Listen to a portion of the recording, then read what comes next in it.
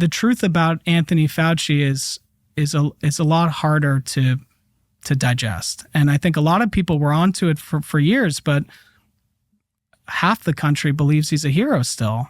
How did that happen? After Cheney gave Fauci these resources, it was understood in those institutes that Anthony Fauci was the most powerful person in the NIH.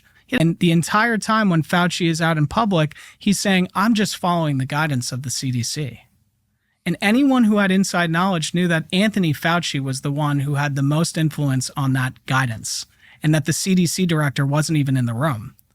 And if you understand American bureaucracy, you know how these alphabet agencies work. And it was almost strategic that his title was in such a buried organization in the middle of the stack. He'd have a lot more scrutiny if he was the head of HHS, but for 50 years, he's had a title in a buried alphabet organization institute within HHS under the NIH.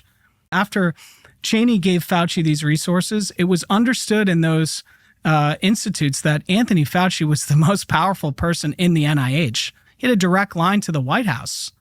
He had security clearance. He had a line to Congress. Fast forward to COVID, the HHS director came in with the administration.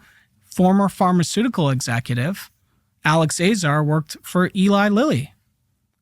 Okay, and you've got Bob Redfield, who's got a lot of integrity and believed that there was a lab leak. And within weeks of having conversations directly with Fauci about that, he found himself locked out of the room. And it's very convenient that Fauci appear to be this little old man who is all about helping people, and he's a scientist and science first, and he's a doctor even. He never really cared for patients.